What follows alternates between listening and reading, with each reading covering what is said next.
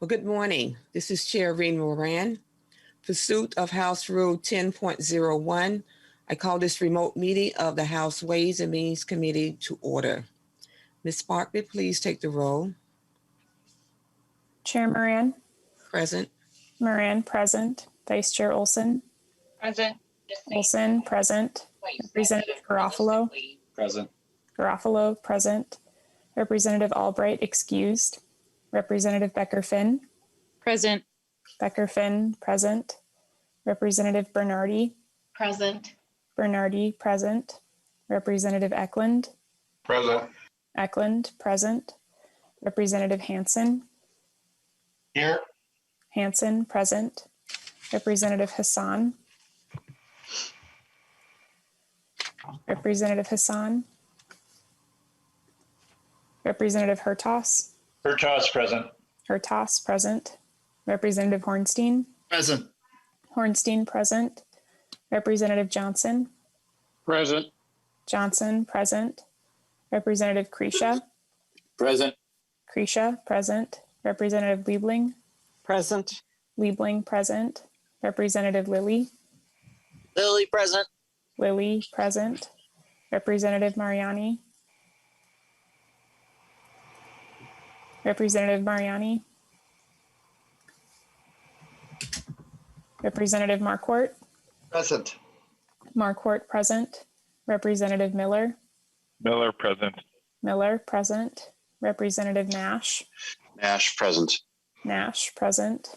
Representative Nelson. Nelson, present. Nelson, present. Representative Noor.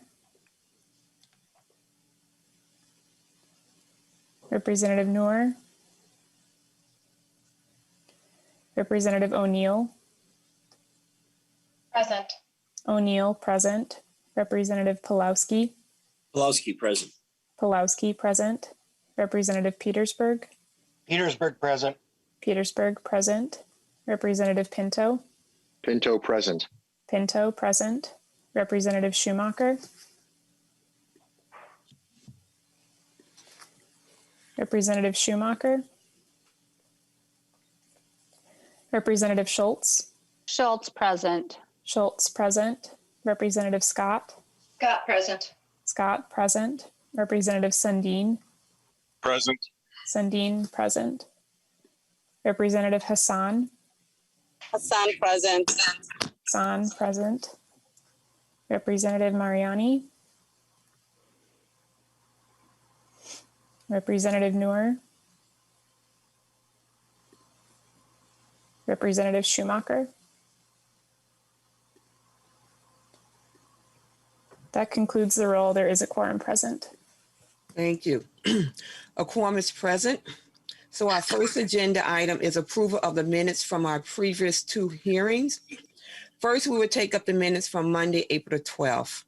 I would note that with the advice of nonpartisan staff, sorry about that. A correction was made regarding a roll call taken during the hearing.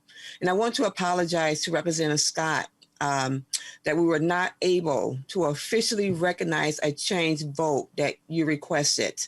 But on page 4 of the minutes, it do clarify that your intent based on your comments after the roll was closed.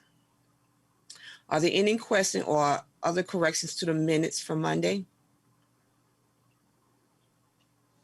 If not, Vice Chair, would you entertain a motion to approve? So moved, Madam Chair. Okay, Vice Chair Olson moves approval of the minutes for April the 12th, 2021. Please unmute briefly for a voice vote. All in favor of approving the minutes, say aye. Aye. Aye. Aye. All opposed? The motion prevails and the minutes are approved. Next, we need to adopt the minutes from Tuesday, April the 13th. Are there any questions or corrections to those minutes?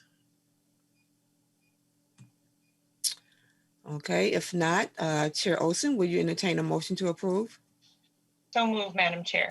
Okay, so Vice Chair Olson moves approval of the minutes for April 13, 2021. All in favor of approving, say aye. Aye. Aye. All opposed? The motion prevails and the minutes are approved. So members, today we are putting together 2 omnibus packages. I am hoping that we would get through the first one, to get the first one done this morning, and then finish the second one in the afternoon. Our first bill is House File 2110, which is the climate and energy budget. We will be merging this bill onto the Commerce Omnibus House File 1031, which is up next on the agenda. So the chair will move House File 2110 before the committee for consideration. Chair Long, welcome to the committee, and I understand you have an author's amendment. Yes, I do. Thank you, Chair Moran. If we could take that up first, that would be grateful. Okay, so why don't you please tell us about your budget, and then we would do the amendment. Okay, sounds good to me. Well, members, this bill is about ensuring Minnesota is leading the transition to a clean energy economy. I want to share an amazing fact with you. Nearly half of all wind turbines installed in the US in the last decade were installed by Minnesota companies. And that was no accident. That was because prior legislators made the right call in setting the direction of our state towards clean energy. But it's not enough to coast on our past successes. Other states are passing us by, and we can't let Minnesota miss out on the opportunities that we know are coming. We have a $5.5 million general fund allocation for this budget, and $892,000 in tails, which we've fully utilized. The large items were $2.5 million for matching electric vehicle rebates for greater Minnesota auto dealers, $1.7 million for solar in schools for greater Minnesota schools, and then funding for the state portion of the costs for the Natural Gas Innovation Act, for beneficial electrification, for electric school bus, and for intervenor compensation. And the tails is allocated for ongoing costs for agencies for several of our bills. The renewable development account, which we also manage, there's $85 million approximately in the account currently. For those who aren't familiar, or as a refresher, the renewable development account is a fund that was negotiated with Xcel Energy in an agreement to keep spent nuclear fuel in the state, and it's designed to fund renewable development in Xcel territory. We have about 20 different allocations in the bill. I won't go through all of them, but the largest are $17 million for electric vehicle rebates within Xcel territory, $10 million for solar in schools within Xcel territory, $10 million for an innovative finance authority to allow us to deploy clean energy technology with new finance, $10 million for a state building energy conservation revolving loan fund to help save money for our state buildings. And in total, we leave $822,000 on the bottom line for the renewable development account. Beyond our spending, this bill sets out the vision that we need to reclaim our clean energy leadership as a state, including Governor Walz's 100% clean energy standard, the Clean Energy First bill to strengthen our preference for renewable energy, and the Next Generation Climate Act to update our state greenhouse gas reduction goals. We also know that clean energy means jobs, but we must make sure that these jobs are good jobs. Our bill includes support for local hiring and good wages. It includes the Buy Clean and Buy Fair standards to reward companies making products protective of the environment and of workers. And it includes support for a just transition for workers and communities by creating an energy transition legacy office. We also know the energy transition must be equitable. There are an estimated 4,000 early deaths in Minnesota every year from air pollution, and this disproportionately affects the poor and people of color. We have to focus our efforts in the communities most impacted, and this bill does so with requiring environmental justice to be considered for siting of new facilities, funding a pilot in North Minneapolis to create a job training center, and requiring utilities to report on their diversity and hiring. We also know that the cheapest form of energy is the energy you never use, and we include a task force on home weatherization funding to help fill this huge need in our state and reduce costs for low-income households. And we also include the Bipartisan Energy Conservation and Optimization Act, which we passed off the floor this week. And we know clean energy is necessary to confront climate change. We know this is not a someday problem. Climate change is impacting our health, our farms, our infrastructure, and our way of life right now. So in some members, this bill recognizes the challenges that we have: an energy economy in transition, the threat of climate change, disproportionate impacts for environmental justice communities. But it also embraces our opportunities: good paying jobs, affordable energy, and new industries. It says it's time for Minnesota to once again lead our nation's clean energy transition. I'm happy to take any questions that members have. Okay. Why don't, before we go there, why don't we have a few amendments, so, and some changes that has happened. So Chair Long, I believe you have the A6 amendment, correct? The A62, I believe. So, okay, so what I have here, we're gonna have Vice Chair Olson move the A62 authors amendment. So move, Madam Chair. I'll move the A62, and I think there was the addition of the A63 technical that I'm happy to move on behalf of the chair as needed too. Yes, that is correct. So Chair Long, could you explain the A62 authors amendment? Yes, Madam Chair. This is a technical amendment. It primarily is fixing appropriation amounts and making sure that the agencies have the authorization to oversee the funding that they have, making sure that there are appropriations for them as well.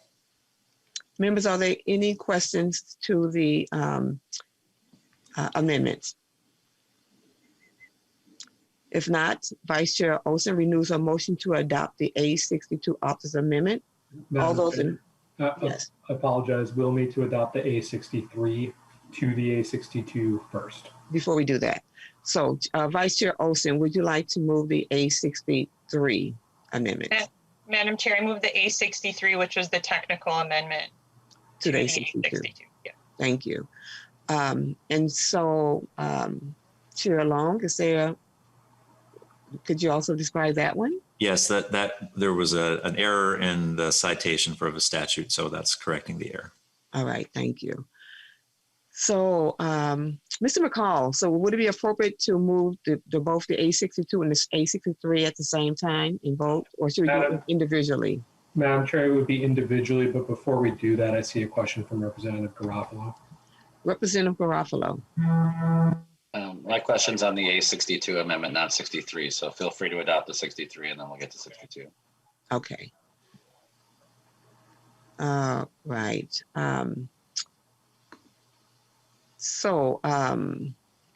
Vice Chair Olson renews her motion to adopt the A62 authors amendment.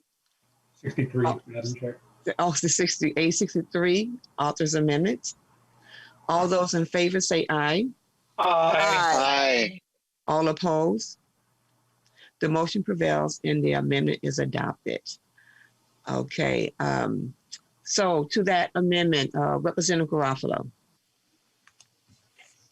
Thank you, Madam Chair. First of all, can you hear me okay? Yes. Thank you.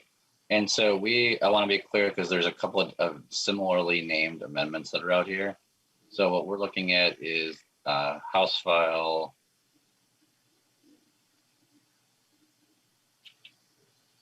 Oh, just a question. Okay. I'm sorry. So we're looking at House File 2110, Representative Garofalo. Okay, so we're on 2110 and we're on the A62 amendment as amended. Yes. Okay. And Madam Chair and Representative Long, there's an appropriation here that is increased for. I'm sorry, Madam Chair. I'm looking for the A62 amendment on the House website. There it is right there. 2110. Sorry. Line 1.8. What is that increasing the appropriation for? Chair Long. Madam Chair, Representative Garofalo, thank you for the question. So that is for ongoing costs for computer software for the Department of Administration to manage the revolving loan fund. And Madam Chair and Representative Long, that's not the costs of the interveners? Chair Long. That's not my understanding. I can do a quick comparison of the bills, but. Would you like to bring the fiscal staff? That's right. I think the dollar amount is the same. That's why when I saw it in the amendment, I thought that it was the dollar amounts are similar. So I have a question about the intervener statute. So I'll wait until the 862 amendment is adopted. Madam Chair. Yes, Chair Long. Yes, Representative Garofalo, I have cross-checked it with the bill on line 50.17 is the state building energy conservation loan account. So this is for computer software for ongoing costs. Okay, I'll wait till the 862 amendment's adopted. Thank you, Madam Chair. Okay. So we do need to adopt the 862 amendment. So Chair Olson renews her motion to adopt the 862 author's amendment. All those in favor say aye. Aye. Aye. Aye. All Aye. opposed? No. The motion prevails and the amendment is adopted. Questions, Representative Garofalo to the 862. Well, I think we just adopted the 862. So my question is on the underlying bill. On the, oh, you said the underlying bill. I'm sorry, members. All right, so Representative Garofalo to the bill. Thank you. Representative Long, can you talk about the section of this bill regarding interveners? Chair Long. Yes, happy to. Thank you, Chair Moran. Thank you, Representative Garofalo, for the question. So the intervener compensation section would update our statute regarding the ability for nonprofits that are operating in the public interest to provide information to the Public Utilities Commission and would allow them to be reimbursed if their contribution to the Public Utilities Commission docket is included in the decision. And we believe that it's important to try to help make sure that, for example, those representing consumers in front of the Public Utilities Commission and other points of view are adequately able to represent those points of view at the Public Utilities Commission. Representative Garofalo. And so, Madam Chair, Representative Long, who pays for that? Chair Long. Madam Chair, Representative Garofalo, it would be paid for ratepayers the same way as the costs of the utilities participating in those proceedings are paid by ratepayers. Representative Garofalo. Thank you. So, Madam Chair and Representative Long, am I correct in saying that if someone initiates litigation or a contested or a dispute with the utility, that they're actually going to be incentivized to actually get paid more than they do under current law and expand the pool of people who are accessible to get paid for this? Chair Long. Madam Chair, Representative Garofalo, that's not my understanding of the types of proceedings that would be eligible for this. And there is a cap for the amount of compensation per year that a utility would be required to pay. And there's also a cap on the amount that a nonprofit would receive.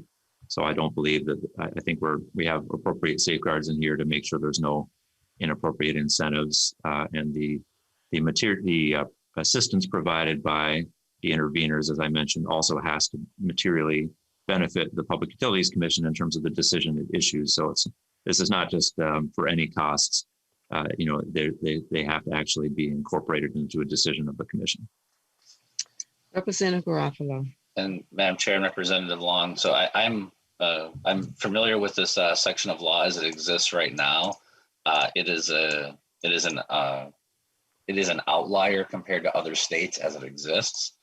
Changing it in this fashion, to say it's unusual would be an understatement. Do you know, I saw that Representative Hollins is the chief author of this bill. Do we know what outside groups have requested this change?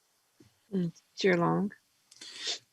Chair Moran, Representative Garofalo, thank you for the question. Yes, we had testimony in favor of it in our committee from the Citizens Utility Board and from Energy Sense, two groups that in particular work hard on behalf of low-income ratepayers. And Representative Garofalo. Madam Chair, Representative Long, so they would financially benefit from this then? Chair Long. Madam Chair, Representative Garofalo, yes, this would help the organizations, as I mentioned, that are representing low-income ratepayers have the ability to better represent those points of view at the Public Utilities Commission. And this is, I believe, a really important part of making sure that the Public Utilities Commission has a full record for decision. And as I've said, that they only get reimbursed if their advice actually matters, if it actually is taken into account by the Public Utilities Commission. Representative Garofalo. Thank you, Madam Chair. Why are you removing the financial hardship requirement though? Chair Long. Thank you, Madam Chair. Thank you, Representative Garofalo. Well, as I mentioned, we cap the amount that the interveners can be paid total in a year, and we also cap the amount that the utilities can pay out. So, in my view, that accounts for any potential abuses, and we don't limit the utilities' ability to participate or others based on their financial situation. So it didn't seem fair to me to do the same on intervener's side. Representative Garofalo. Well, Madam Chair and Representative Long, I'm not going to go through the items in the bill that I object with or I have concerns with. I know I've been in your seat before, and sometimes you just got to carry bills because you got to represent the team. But not a lot of serious legislation in this omnibus bill, Representative Long, that's got much of a chance of becoming law. But I understand you got a job to do. So I'll leave my comments at that and advise members I'll be voting no and encourage them to do so as well. Representative O'Neill. Thank you, Madam Chair. Well, Representative Long, I haven't served with you on the Energy Committee, but we do serve on the LEC together, Legislative Energy Commission. And I have a particular interest in energy, as you probably have figured out. I live in Maple Lake, which is just a stone's throw from Becker and from Monticello. And for those that don't know energy, those are literally some of the largest facilities in the state, and I would even argue Sherco in the region, to produce electricity. Hundreds and hundreds of people in my district and adjoining districts rely on the jobs. Union, good paying, fantastic jobs at both the Monticello Nuclear Power Plant and the Sherco plant. And, Sherco was actually in the news today. So that's a kind of a cooperative. It's not solely Excel that runs that, but Representative Long, it's interesting because in your bill, why I bring all this up, I'm going to bring up a lot more things too, but you have a repealer here, Representative Long. Can you please explain to the committee and to the public what exactly are you repealing as it pertains to Sherco and how that will affect, I don't know, 600 or 700 union jobs up in the Becker area in my district? Chair Long. Thank you, Madam Chair. Thank you for the question, Representative O'Neill. So current law puts a finger on the scale in form of one technology, and that's natural gas for the Sherco plant.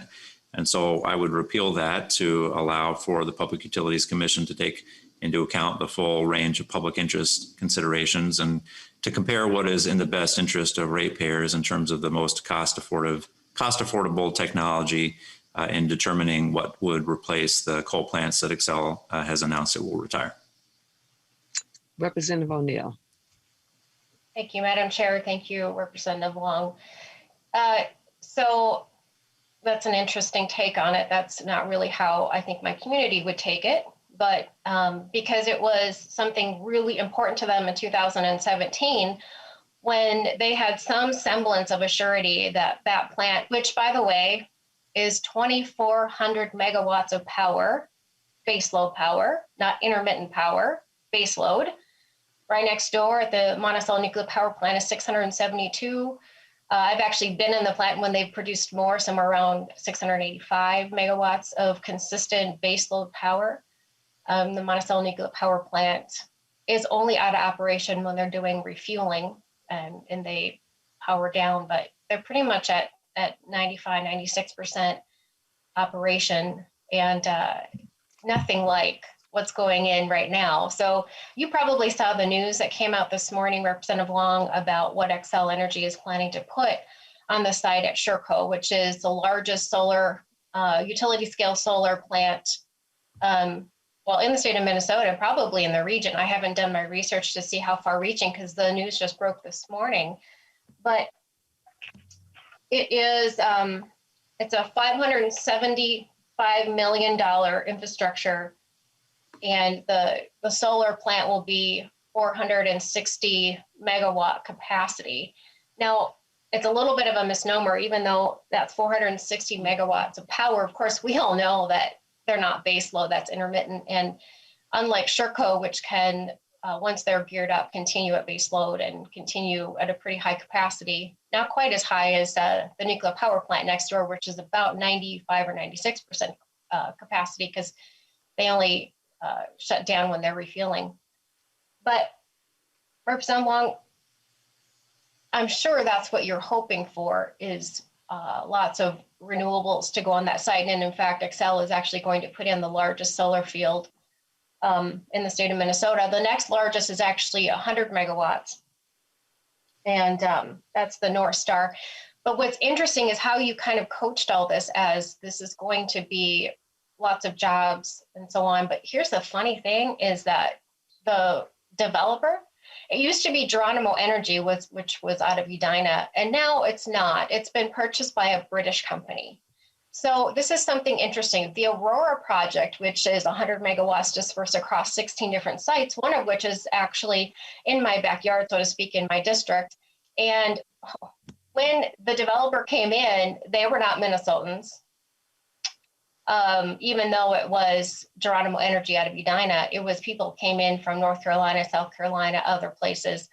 So it's kind of a misnomer. I mean, and again, these construction jobs are temporary and then they move on, unlike the Sherco plant that's there right now, which has permanent full-time positions. And if you include the nuclear power plant, it's hundreds and hundreds of jobs, maybe close to, I think it's over 1,000 jobs between the two plants that are right there. So energy is really important. And what I don't understand about your bill is not only are you repealing the assurity to my community that there will be a replacement of a gas plant, and obviously there's still a great loss of jobs because they're going from 2,400 megawatts of power all the way down to, let's see, where's my notes? Oh, it's only a 750 megawatt plant. So we're losing all of that megawatt capacity. I'm not sure where you expect that to come from, but we're going from a 2,400 megawatt facility all the way down to 750 megawatt gas plant. And even though they're putting in 460 megawatts of solar, I mean, really, the efficiency is about 11%, 12%, 13% at the most of the time it will actually produce that amount of energy. And I know that because right next door in Maple Grove, they've got a test site over there, and I won't tell you who, but they monitor very closely the efficiencies. So what I don't understand is why you're taking the assurity away from my community, why you have put so much emphasis on the most expensive solar. I don't mind solar necessarily, but in this bill, you have really, really emphasized the most expensive solar. For example, community solar gardens. Now, last I looked, because it's a little bit of a regulated number, but I believe it's more like $150 a megawatt hour compared to utility scale solar, which is what Xcel Energy is planning to put in next to the Sherco plant, which is somewhere around $50, maybe $52, and maybe it's even lower now, a megawatt hour. So 1/3 of the cost. Solar is not solar, is not solar. When you're talking about the community solar gardens, it is 3 times the cost of utility scale solar, 3 times the cost. So I don't know why we're emphasizing incredibly expensive solar that benefits companies that come from other states and other countries to come in and put the development there. And there are no lasting full-time jobs once those things are installed. They kind of just sit there, and once in a while they have a little maintenance. So I don't really understand what you're doing in this bill. And I feel like it's an attack on my community. It's an attack on nuclear. And I'll tell you why it's an attack on nuclear. Now, nuclear is carbon-free, baseload, consistent. It is what I think we all want. Cleaner, cheaper. Now, please don't call it nuclear waste. That is so archaic. It is spent fuel. And you know, I believe you went with us to Idaho when we went to the National Laboratories for Energy. And we discovered that, you know what, that is just a resource sitting there waiting to be used and reused. And it can be very soon. Now, the technology may not be available today, but it is on the horizon to be able to use that spent fuel very efficiently and to repurpose it and reuse it. And so please don't call it waste, because I know that that's offensive to those in my community and those in the nuclear energy field. So here's my question. I'm finally getting to the question. Thank you, Chair Moran, for indulging me in this, but this is really, really offensive to my community. This bill is beyond strange. It is just an attack on my community. And let me explain why. So the RDA, the Renewable Development Account, which you referenced, they're spending, I think, $117 million or some crazy number out of the Renewable Development Account between the biennium or in the biennium. And Representative Long, tell everybody, where does the RDA money come from? Chair Long. Thank you, Chair Moran. Thank you for the question, Representative O'Neill. So as I referenced in my opening statement, the Renewable Development Account was a negotiated deal between the Xcel Energy and the state of Minnesota to allow for the storage of spent nuclear waste in the state. And that deal was to incentivize renewable energy development and to make sure that we were transitioning to other forms of energy that did not require the storage of fuel in our state. So that's the agreement, and it is Xcel ratepayers that are paying for the Renewable Development Account. Representative O'Neill. Yes, so it is the ratepayer. So here we go again. We are,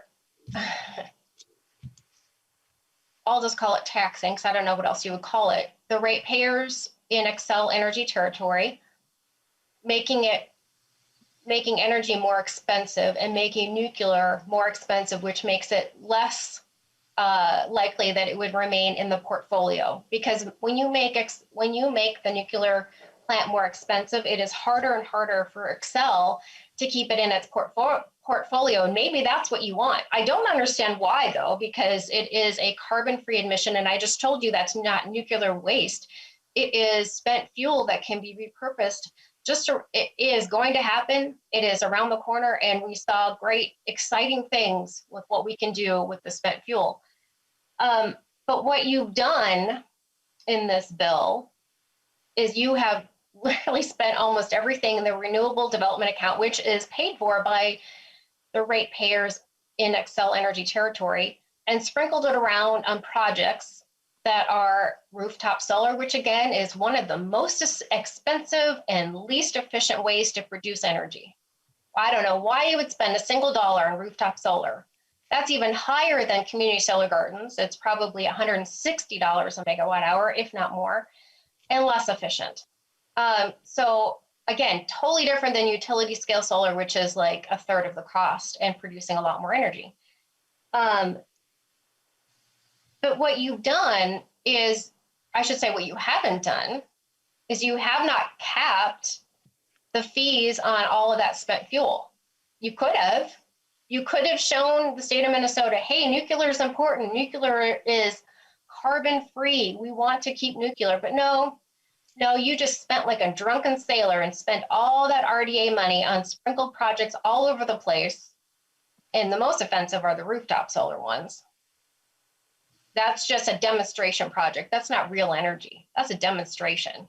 That's just terrible and expensive. But you have not capped the cask fee moving forward, which you absolutely have to do if you want to save nuclear. If you want to save the nuclear power plants in Minnesota, which we have two, which is again carbon-free base load, then you need to cap the cask fee, which is what the Xcel Energy ratepayers pay on top of. It's a fee on top of what they pay for their energy. No other place in the entire United States has a cask fee.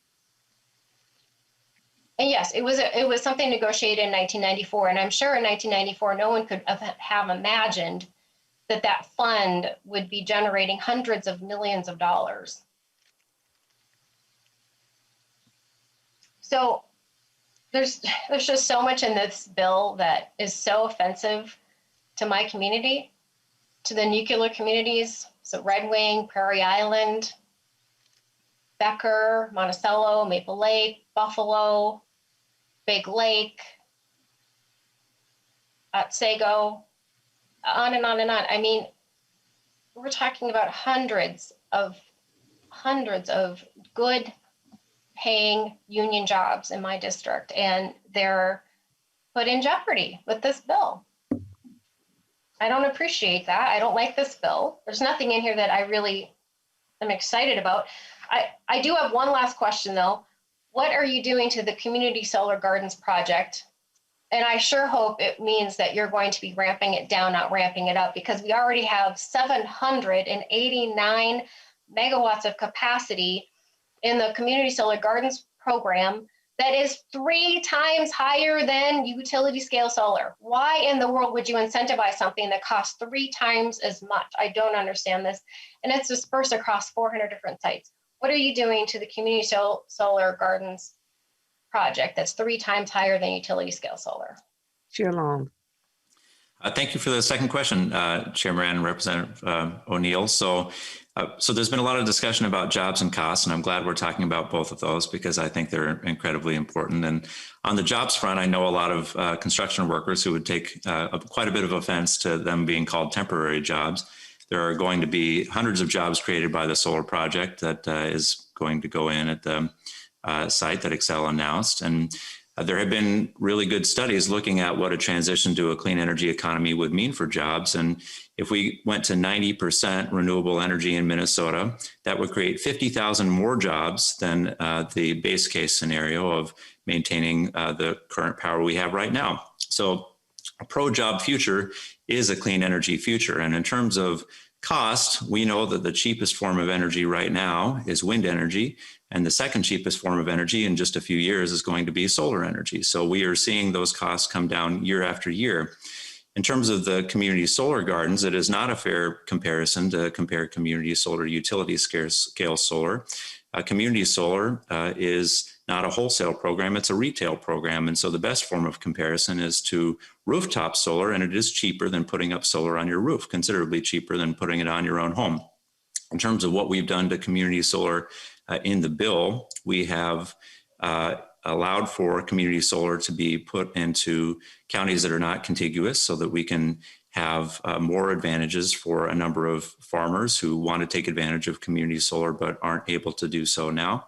And we've also allowed for more economies of scale by increasing from 1 megawatt to 3 megawatt, which would reduce the cost of those community solar projects. There's an active negotiation going on right now between the solar industry and Xcel Energy on that program. So this language really is a placeholder for those negotiations, and I'm hoping that, that those negotiations will be fruitful. Okay, last question, Representative O'Neill. Oh, no, Madam Chair, I have a lot more questions. As I'm speaking, Madam Chair, I have the industry that is texting me like crazy and they are not happy.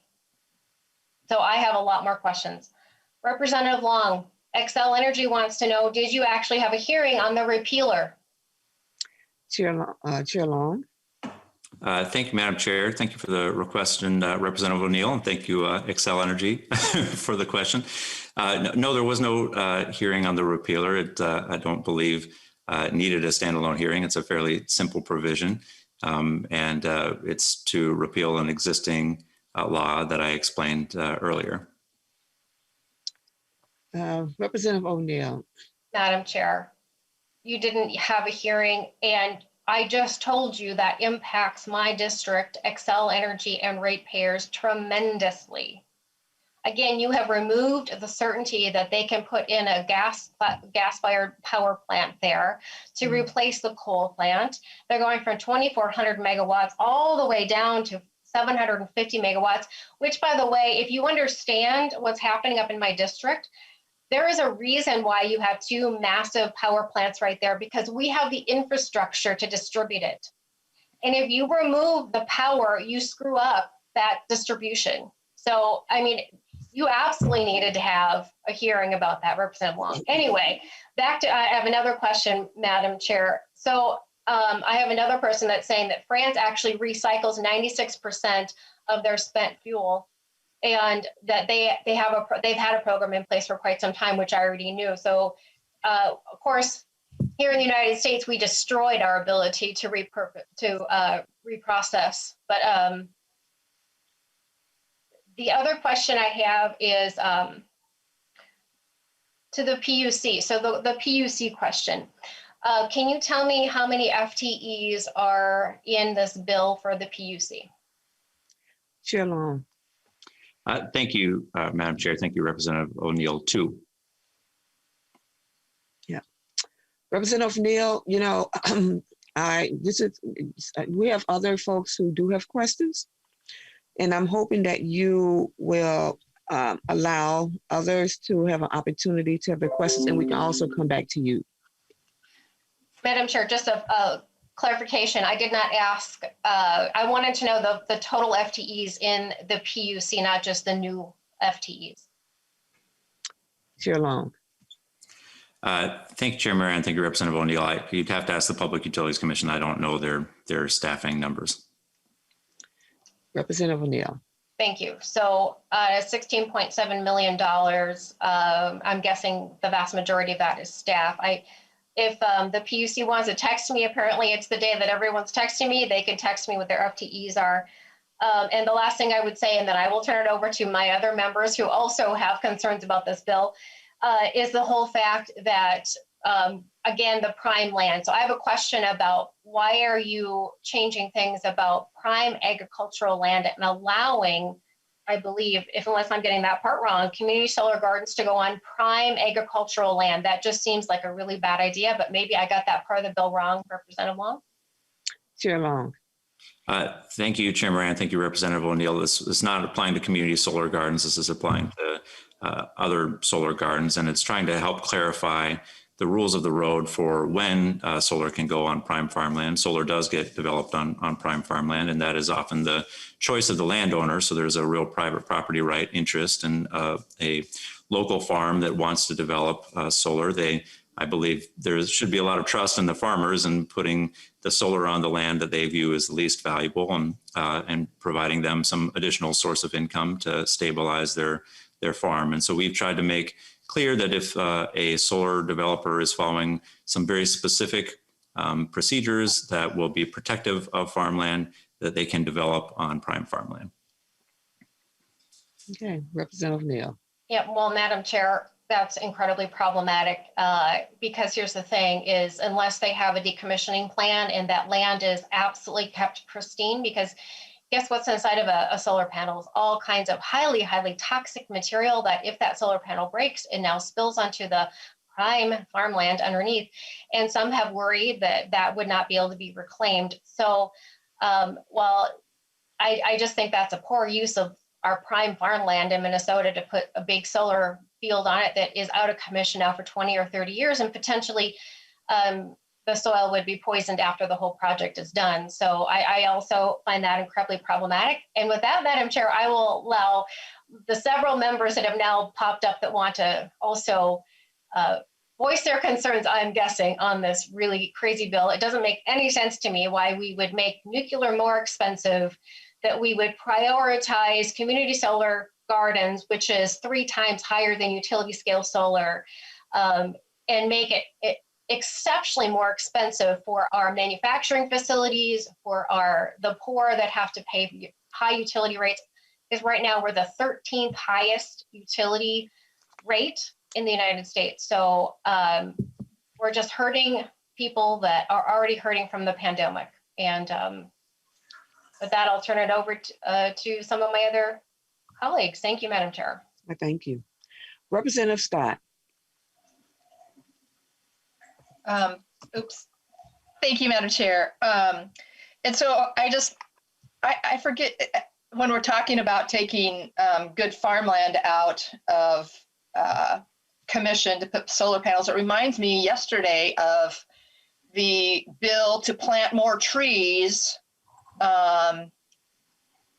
there's one part of one of the bills yesterday was to plant more trees, and it reminded me of Representative O'Neill in Wright County, where they plowed down like acres and acres of trees to put up solar panels. And I'm like, how does this make sense? And then it brought to mind, and as Representative O'Neill talked about, taking really prime farmland out of commission and the probability or the likelihood or just the chance that these solar panels could break and these toxic materials could leak into the soil. It reminds me of my bill that I have for the disposal of these solar panels, because there's some really toxic things in them. And I did ask earlier in the year for a hearing on that bill and never received it.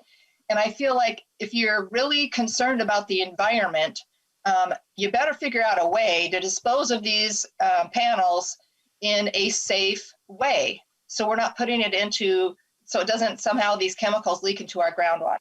But my question for Representative Long today has to do with section, let me see, it's page 127, section 4. It has to do with integrating greenhouse gas reductions into state activities and the plan that goes with that. And I'm just wondering, Representative Long, I don't sit on the Energy Committee, but I used to. I'm just wondering what your hope is for that section of the bill. Chair Long. Thank you, Chair Moran. Thank you for the question, Representative Scott. So just first on the solar and reclamation, I fully agree that we need to make sure that solar panels are being disposed of properly, and you can rest assured that the Minnesota Pollution Control Agency right now is ongoing a stakeholder process on that. Solar panels at this point are, have 20 to 25 years of life, and so we're really not at the stage where we're recycling them or reusing them yet, but that is something that the Public Pollution Control Agency is taking seriously, and the Public Utilities Commission as well requires financial assurance and to have a reclamation plan for all of their solar projects. In terms of your specific question on the greenhouse gas reduction into state activities, so we have greenhouse gas reduction goals that we set as a state in 2007. We're not close to meeting those goals, and so this would help with planning for state agencies to try to see what they can do to help get on a path to meet our goals that we've set as a state. Representative Scott. Thank you, Madam Chair. And so the wording there in the middle of that paragraph says into all aspects of state agency activities. And I just wondered, what does that look like to you, Representative Long? Chair Long. Chair Moran, thank you, Representative Scott, for the question. So what that looks like to me is that we know that greenhouse gas include, emissions come from sources like buildings, they come from sources like automobiles. And so an agency, for example, might make plans to over time transition its fleet away from internal combustion engines and towards electric vehicles. Representative Scott. Thank you, Madam Chair. And so and Representative Long, so I'm curious about on line 127.21, you have regulating, funding, and permitting. And so why are you addressing permitting in this statewide greenhouse gas reductions section? What are you addressing there with the word permitting? What are you getting at there? Yeah. Chair Long.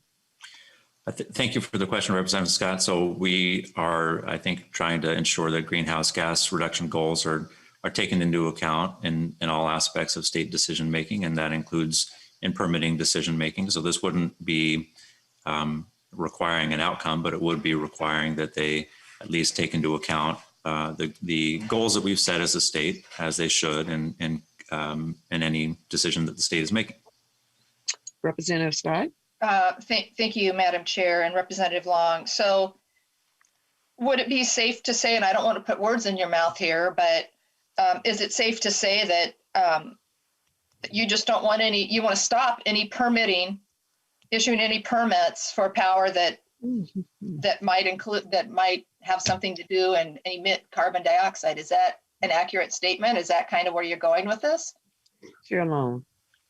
Thank you for the question, Representative Scott. No, that's inaccurate. It's, to my mind, trying to make sure that greenhouse gases are incorporated in the decision making as one of the factors. Obviously, in any permitting decisions, there's going to be lots of factors, but I think that we can all agree, hopefully, that our greenhouse gas goals that we've set collectively as a state are important to meet, and that those should be one of the things that are included when agencies are making decisions.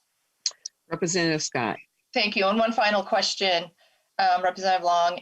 And so in your mind, is cutting down on greenhouse gases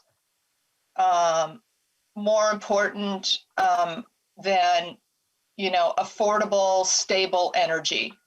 What if you could list your priorities as far as your energy policy? Would you say that green energy outranks affordability and stability? Chair Long.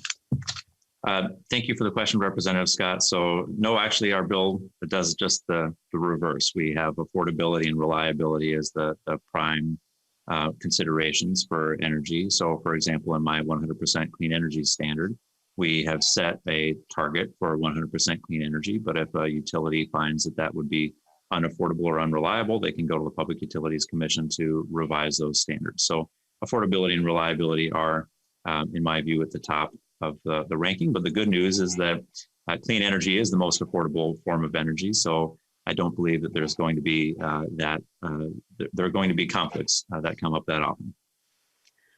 Madam Chair, just one final comment. And, wind energy. Representative Scott, go ahead. Thank you. Wind energy may be the cheapest right now, but it's not the most reliable. And so, Madam Chair, I thank you for allowing me my line of questioning. This section of the bill really concerns me, and I feel like even though Representative Long has said that that affordability and reliability are the top priorities, I don't know that that's necessarily true as some sections of this bill would indicate. So thank you, Madam Chair. All right, Representative Miller. Thank you, Madam Chair. I think that affordability, reliability thing that Representative Scott brought up is pretty interesting. I'm going to reserve my comments here in committee to things that were said that I believe are misleading by Representative Long on community solar gardens. I'll reserve the rest of my conversation for when we get to the floor. I'm sure everyone in this committee will appreciate that. But there were a few things that were said about community solar garden. And just so people understand the perspective in my district, we are deep ag. It is almost all agriculture. And if you told me 10 years ago what we grow out here, I would tell you that we grow corn, beans, some specialty crops, and some sugar beets. Well, now I have to add to the list solar garden. These 10-acre solar garden, community solar gardens are popping up everywhere around me. And just so everyone understands, almost all of them is on prime growing land. And Representative Long is accurate in his statement that these landowners are willing to give up that land, but understand that this prime ag land, the rent for corn is usually about $200 to $250 an acre. For sugar beets, it's a little more, about $300 an acre. A farmer showed me one of the proposals from one of these community solar garden companies that are coming out here, like Howard Hill from Music Man, and saying, we got to do things out here. And the proposal for 10 acres of land is $250,000 up front. It's a check up front to lease that 10 acres of land for the next 35 years.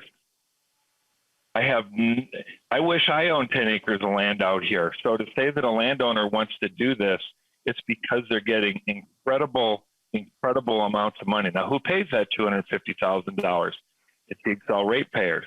Now, also understand that they have to go around, and part of the community solar garden, they have to get, what are they called? People that sign up to use the energy. And they go to them and they say, you can save energy. I was told by a high-up person at Excel that businesses are receiving up to a 50% discount on their electricity use to buy into that, to subscribe. That was what I was looking for. I don't know why a business wouldn't do that. Well, who pays for that? The Excel ratepayers pay for that. So there's a reason why it costs $150 a megawatt. It's because all this money is pouring in members. The talk that was referenced by Representative O'Neill and Representative Scott about the land use after these solar panels. First of all, it's misleading to say that there are plans. Maybe he didn't say this, but if you heard in Representative Long's message that there is a structure in place to remove these panels when they're outdated and when they need to be removed, that's not true. There is not a model to do that. And the 25-year life use of this, they say in Minnesota climate is more like 16 to 18 years. I'll even give them the 25 years, but after that, there's also early evidence that forget about breaking, these chemicals are leaching into the ground. There's a very serious belief that you'll never be able to farm on this land again. I think the next generation of people are going to be dealing with a whole new problem with that. But I do have one question quick, and then we can move on, Madam Chair. I do for Chair Long. You mentioned the reason why community solar gardens are expensive are because it's retail and not wholesale. And I find that interesting because Excel has to use it. They have to use this. They have to use it.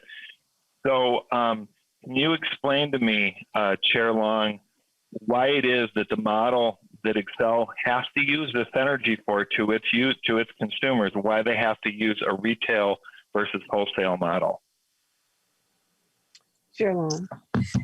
Thank you, Chair Moran. Thank you for the question, Representative Miller. Sure, I'd be happy to. So if you would put up a solar panel on your roof right now, then that is net metered. And so you are getting a payment from Excel for putting it up on your roof.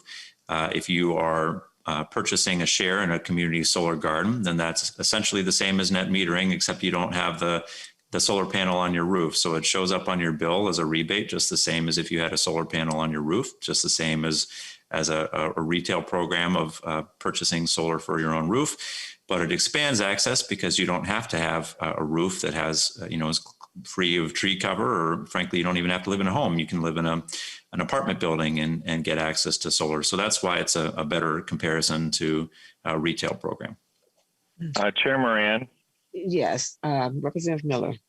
I'm gonna ask for the best way I can put out some integrity on this.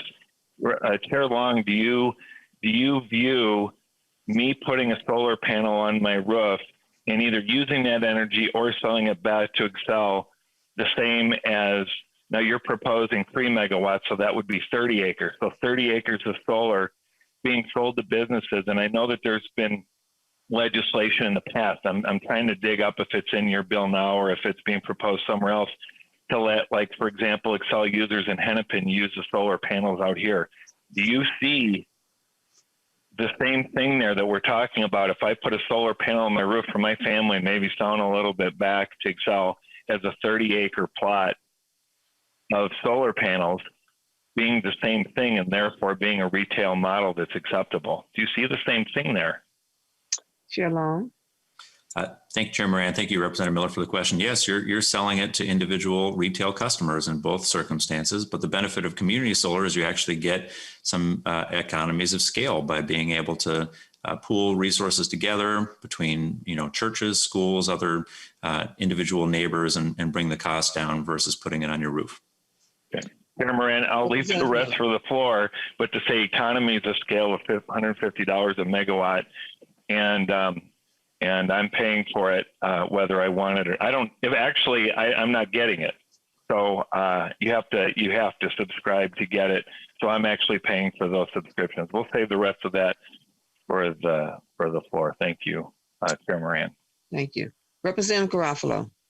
Thank you, Madam Chair. Representative Long, I tried to text you this because there's a text chain going around, and I don't know if this is a rumor or if this is true, but Republican members are telling me that the natural gas provision for Becker, that you limited discussion on that to 2 minutes. And obviously it's a massive infrastructure project. It's a big deal. Can you just clear up how this process of how this provision was allowed to be debated or not be debated in your committee? Chair Long. Thank you, Chair Moran. Thank you for the question, Representative Graffalo. They may have been referring to the amendment that they brought on that provision, and I believe there were 53 amendments filed in our committee, and so we did have to limit debate to be able to get through the number of amendments filed in the time constraints that we had. Madam Chair, Graffalo. Representative Long. So is it true? Was it 2 minutes? Chair Long.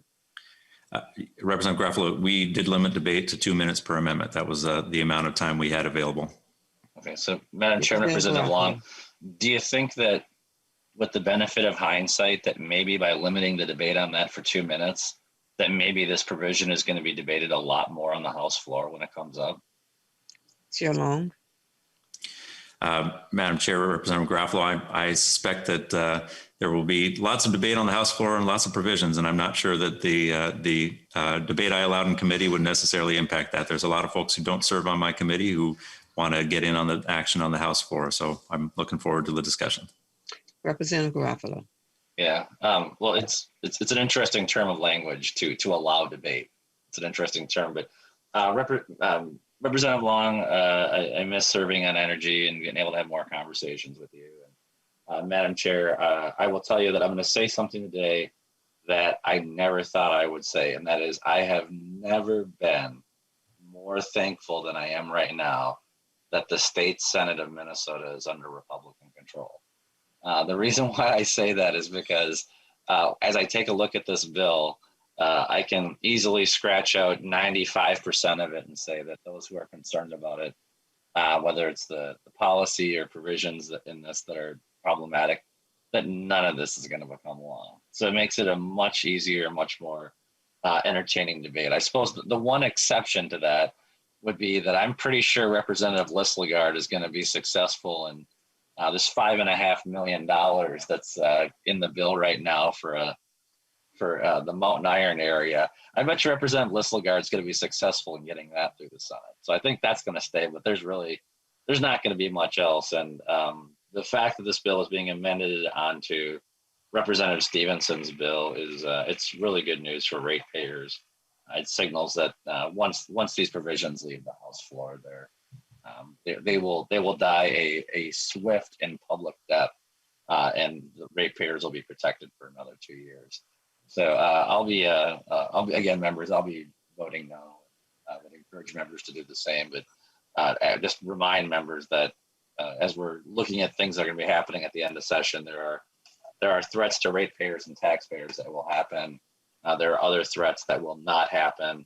I put these energy provisions in the category of the fifth tier or the tax increases that are in the Omnibus tax bill. I think the people know that none of these things are going to become law. So let's dispense with this issue and get it amended onto Representative Stephenson's bill, and Representative Stephenson will take it from there. All right, so seeing no further questions, I would like to thank Chair Long for his work in creating a more sustainable future for Minnesota energy sector and environment. Chair Long, I would like to offer you the closing remarks. Thank you, Chair Moran. Thank you, members, for the discussion today. Representative Garofalo, I miss having you on the Energy Committee as well, and appreciate the opportunity for discussion. I think if members, if what you're interested in is affordable energy, then this bill has that. We have, as I mentioned, strong energy efficiency provisions in here, and we are moving towards more affordable clean energy than our current energy system.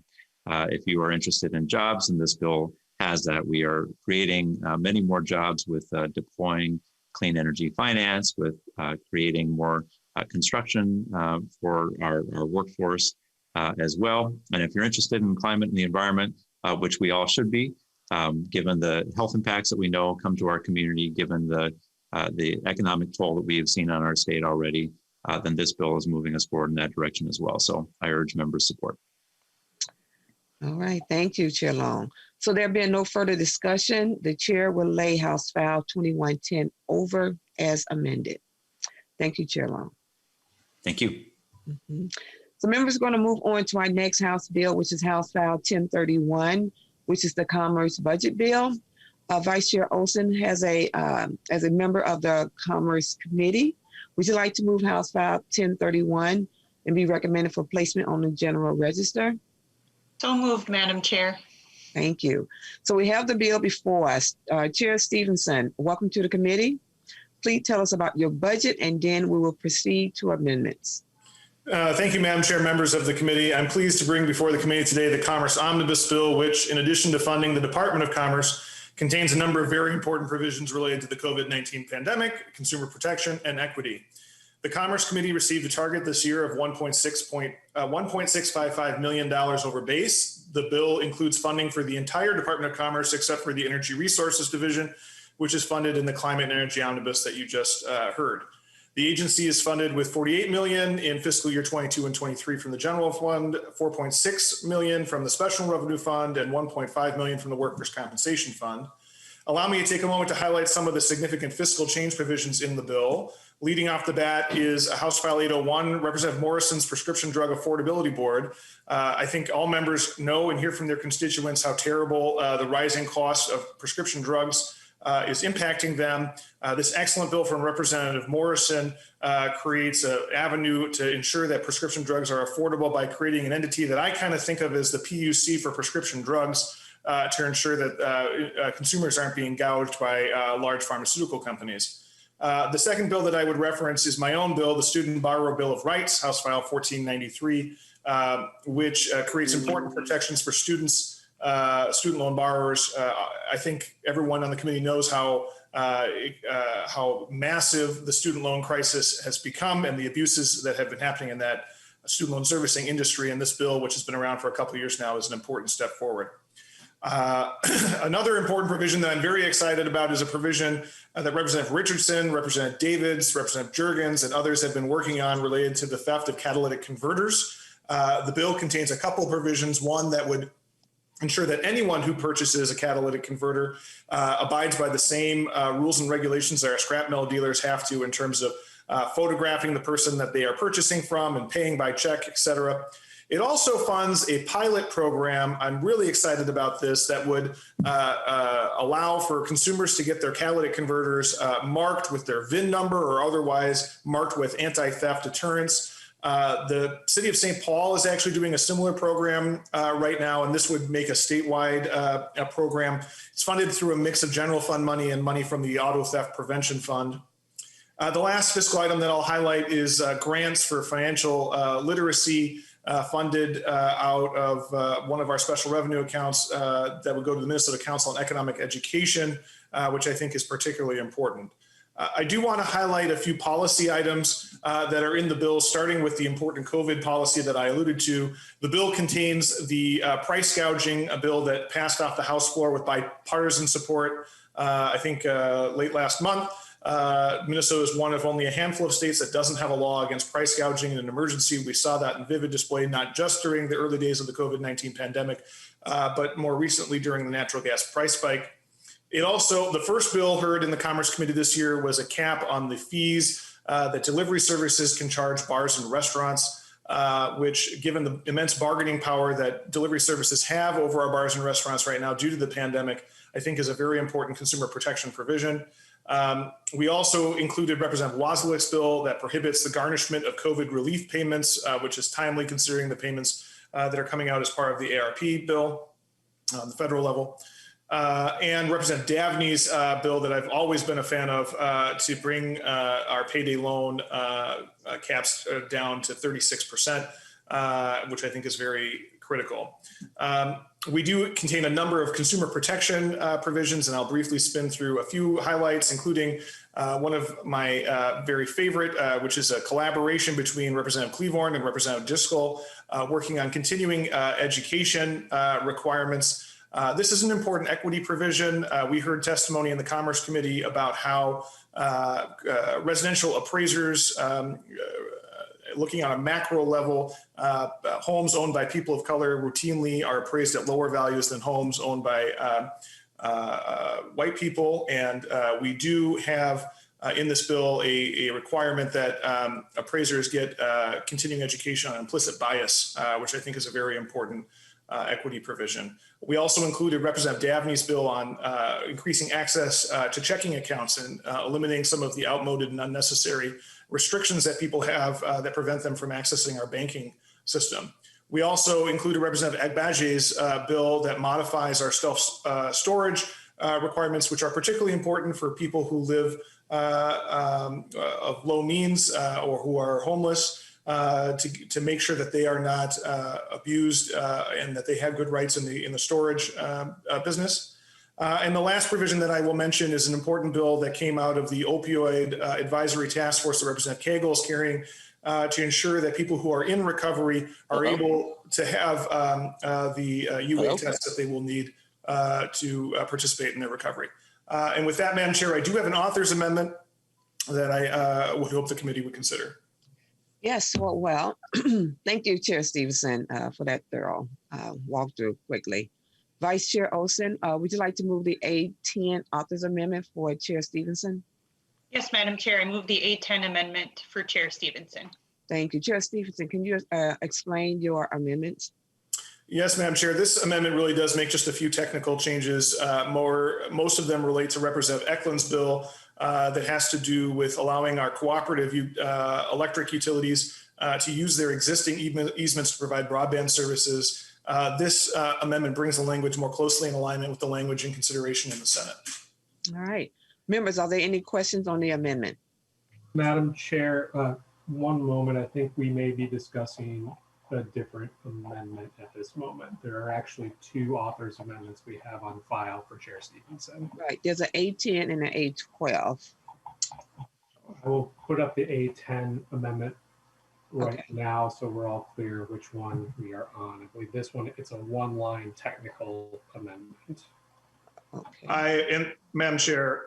Yes, Chair Stephenson. And I apologize. I had understood that we had successfully merged these into two amendments, but there are two different authors' amendments. This is a very small technical change. Okay. So this is the A10 you have before us, which is a technical change. And actually, as I look, Madam Chair, I believe that this technical change is also included in the A12 because it's on line 1.2 of the A12. So perhaps we would, if the committee would like, we could just move the A12 and it would obviate the need for the A10. Okay, so we are currently would not be moving the A10 amendment, but instead we will move the A12 amendment. Is that the amendment you just spoke to? It is. That includes the changes to Representative Eklund's bill. Okay. Members, are there any questions to the A12 amendment? Madam Chair, one moment. I'm going to pull that one up, and technically we will need Vice Chair Olson to withdraw her original motion on the A10. And I have the right amendment up now. I will screen share that in a moment just to make sure folks know which amendment we are working with. Okay, thank you. I will, this is Vice Chair Olson. I will withdraw the motion on the A10 amendment and instead make a motion to adopt the A12 amendment. All right. Let's take a look at that. Just for clarity, Chair Stephenson, can you please just explain the A12 amendment to us again? Absolutely, Madam Chair, and I apologize for the confusion. We did kind of receive this language from the Senate relatively recently.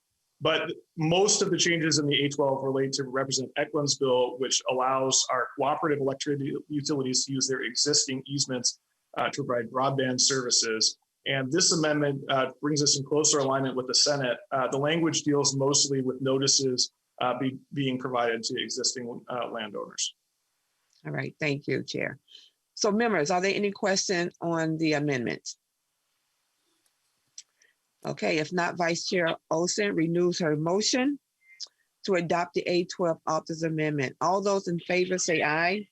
Aye. All opposed? The motion prevails and the amendment is adopted. Representative Garofalo, would you like to move your A11 amendment?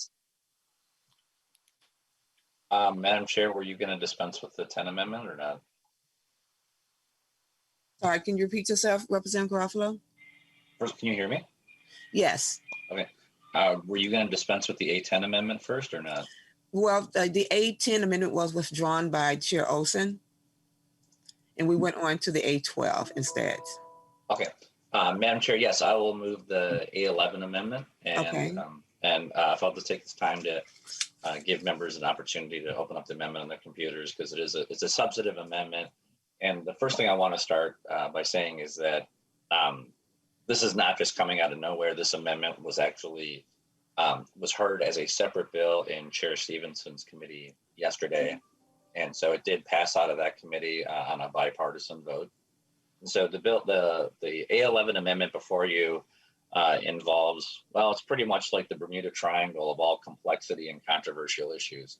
To tell a story, in 2012, we were looking for ways to finance the new construction of the US Bank Stadium. And it was agreed upon that we would use the electronic poll tabs mechanism, where we would take our existing paper poll tab system and digitize them, put them onto iPads. This would allow for an expansion of customers who would participate in it. It would also allow for a for lower cost of administration. And in the production of this revenue, this would meet the state's contribution for the Viking Stadium Fund. So this is back in 2012. In the development of the games and the rollout of these games, the individual rules and regulations, they had to be interpreted. And the products that were offered were, they came up with innovative products. They changed the design of these things to the degree that they become very popular. This is the primary reason why you are seeing the stadium fund have such a large surplus. So yes, it has been successful in producing in yielding additional consumers and yielding additional revenue. However, some of the products that are being offered on these iPads have really come to mimic less electronic pull tabs and more what some people would call, slot machines on iPads. And this has gone above and beyond the scope of what was originally intended in the bill.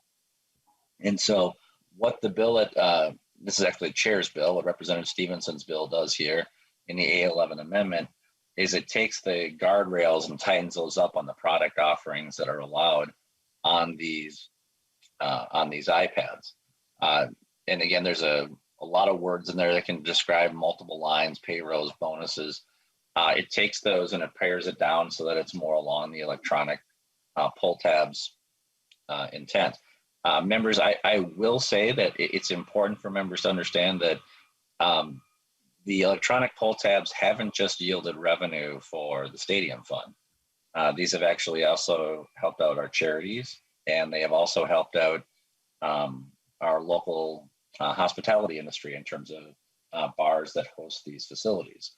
And so in committee yesterday, I thought Representative O'Driscoll did a great job of outlining why it would be ideal for us to, in addition to this change, recognize that we make some additional changes in law so that we're lowering the tax on the charitable industries, that we're doing things to provide more flexibility to our bars specifically that are really being hurt by the pandemic. But I'm not in a position to move those items forward, and inaction on those items should not necessarily mean that we ignore what has been a growing and developing problem with the electronic poll tabs. Members should know that this is something that has been, I think it's fair to say, an extensive litigation for years.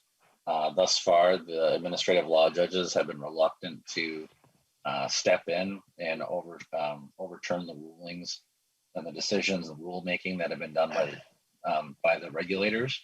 And so this bill would, if we were to put this bill into this omnibus bill that's going forward, they would give it an opportunity to, number one, continue the conversation moving forward regarding this. Number two, is it does provide an avenue for additional conversations to make sure that we can move forward on reducing the charitable taxes that are out there and providing assistance for bars and restaurants.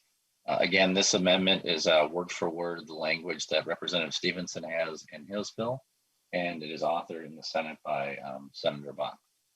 And so I'm happy to take questions or comments about the bill, or if Representative Stephenson prefers, I can defer questions to him. But that is what the amendment does and what I'm moving today. Thank you. Okay, Chair Stephenson, do you have any comments to the amendment? Well, thank you, Madam Chair, and thank you, Representative Garofalo. I would encourage members to support this amendment as a friendly amendment to the bill. I think Representative Garofalo did an excellent job laying out the issue and the various complexities involved.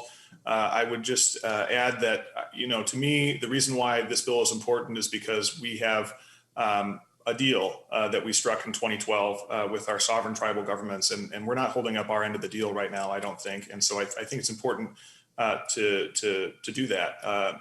And this is a bill that is supported by our tribal communities, and I think it is appropriate to include it in the omnibus. All right. So members, are there any other questions or comment to the amendment?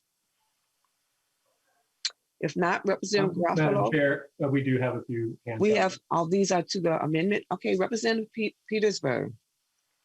Thank you, Madam Chair. And this isn't really going to be a questioning of the author of the amendment or the bill. It's just philosophically, I think, a concern that I have for what really is kind of a growth and expansion of gambling.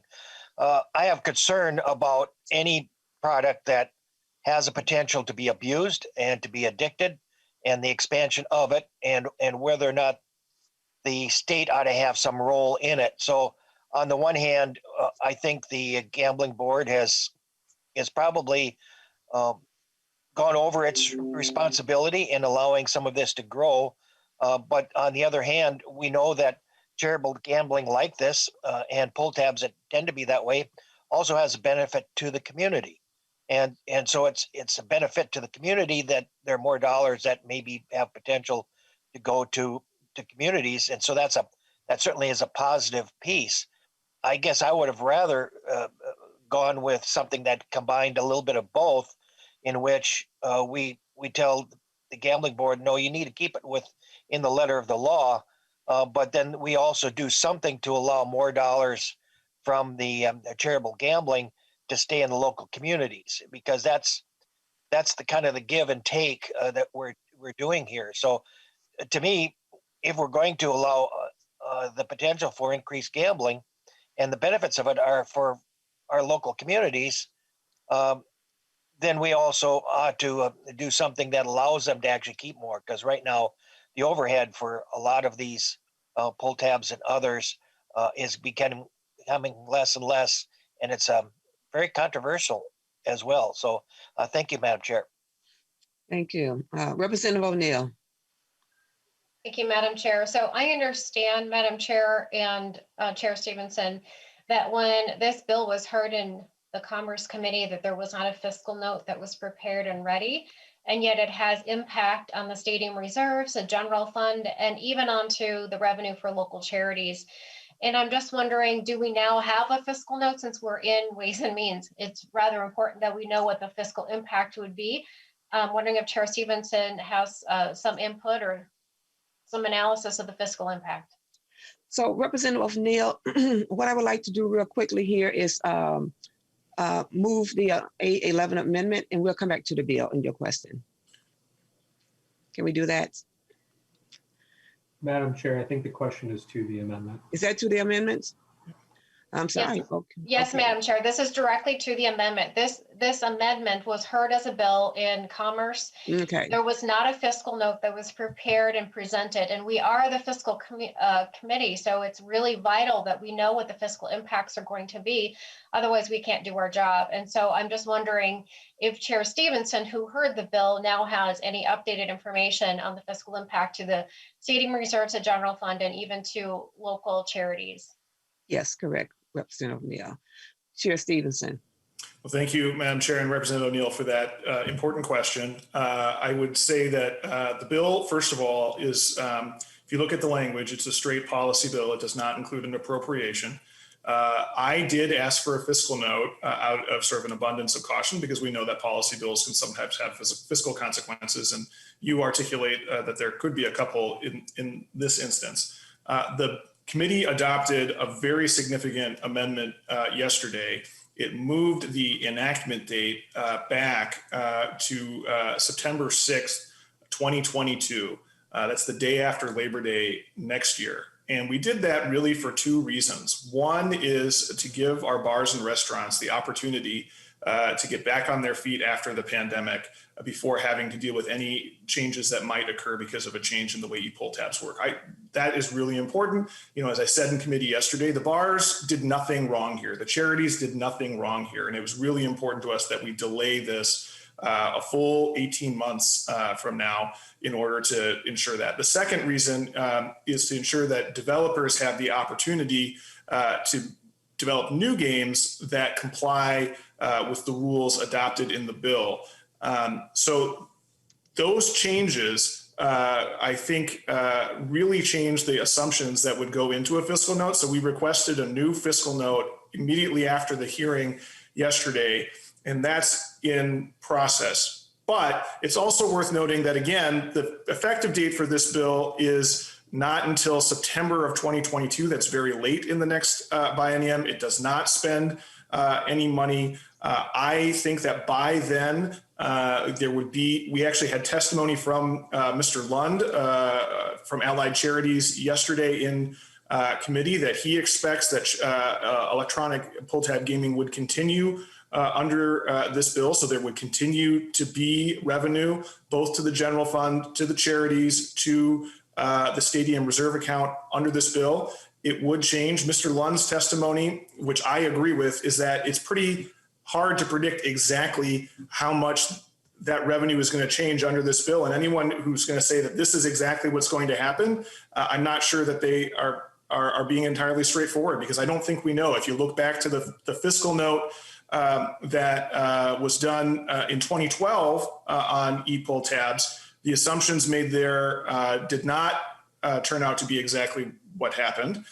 Though it's worth noting that that fiscal note, which assumed gaming consistent with this bill, provided more funding than would be necessary to fulfill our obligations under the stadium reserve account and the general fund.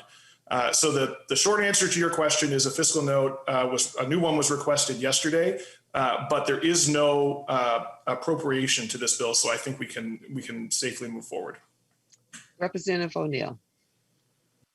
Thank you, Madam Chair. Well, I'm not so sure about that. I mean, the Ways and Means Committee deals with more than just that aspect. I think that we are tasked with understanding the impacts on the whole thing. And so obviously the intent of this bill and this legislation and now this amendment is that we would be reducing the amount that people spend on pull tabs, electronic pull tabs. And I believe the intent is to reduce that so that we aren't infringing upon what the tribes are doing. So right now it's in direct competition to what the tribes are doing, which is why the bill, I mean, that's sort of why we're doing this, why the bill, now why the amendment. So to disincentivize people to use the pull tabs, thereby reducing the amount coming in for the stadium reserves, the general fund, and then going back out to the local charities. But the question is just how much it's going to be reduced. And I think that absolutely is in the realm of what we should be discussing here in Ways and Means. And unfortunately, we don't have that information in front of us to figure that out. And maybe we don't know. Maybe we have no idea what will happen, other than we're going to see a drop in revenue coming in, because that's sort of the intent of the whole thing, is so that we're not in direct competition with the tribe. So I'm disappointed that we don't have that information to bring forward. And I'm not quite sure why you had a hearing at the last minute and didn't have all that information, but here we are. Thanks. All right, members, it is now 10:29 and we do need to recess at 10:30 for session. So what I would like to do is lay this bill over, take a recess, and come back at the call of the chair. So, and we have Representative Scott and Representative Preshaw down as two members who have questions to the A11 amendments. With that, we are in recess.